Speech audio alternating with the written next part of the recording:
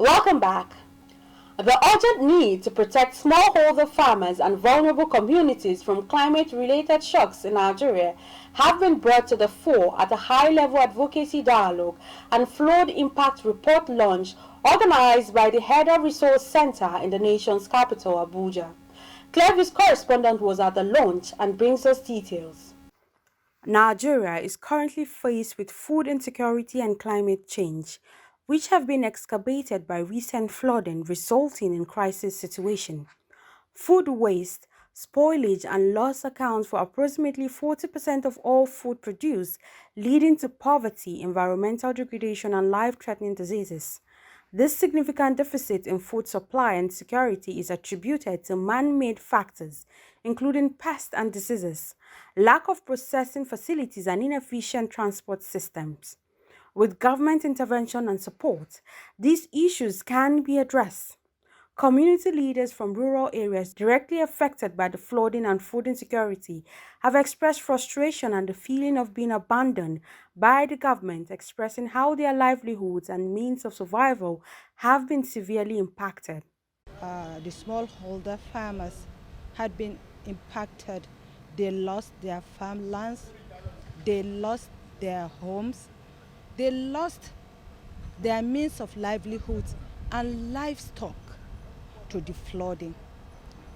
Knowing what the smallholder farmer is, the level of education and exposure is low. And they've not had any chance to interact with any government or stakeholder farmer that would have come to their aid, or to our aid, let me say, to mitigate or do something about it. And it kept on going. Like in 2003, it was lesser, but this year the floodings had come in earnest and in massive volume.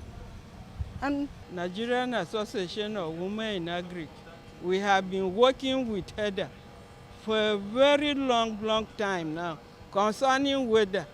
Each year they give us pamphlets, weather calendar. So these women, they go planting on that on the calendar year. Only that this year we have disappointment from God. We farm at the due time of farming. This August break came in July, came in August, but thank God some of other women's crop die of rice, maize, but those that plant and improve variety, they will harvest.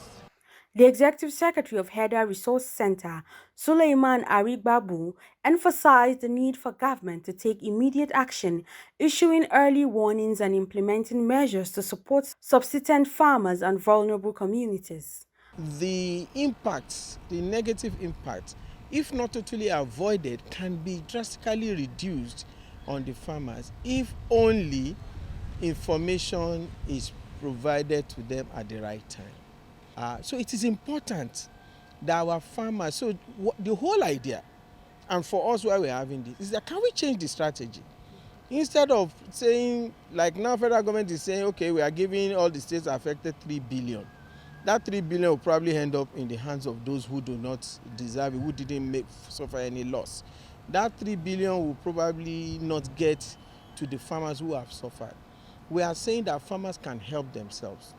If you give them information and you give them knowledge, farmers can reduce the impact of flooding on their livelihood, the impact of drought.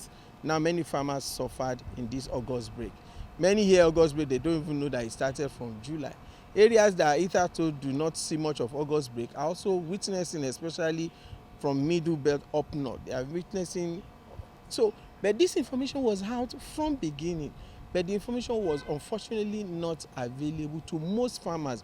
Of course, I can say that year in, year out, the access to the information is improving, but we don't need to be walking as slow as we are supposed to be leaping, because the importance of having food security and the strategic role of our small-scale farmers, especially to fulfilling our need for food, cannot be overemphasized. And they are the ones who are worst hit by the impacts of climate change.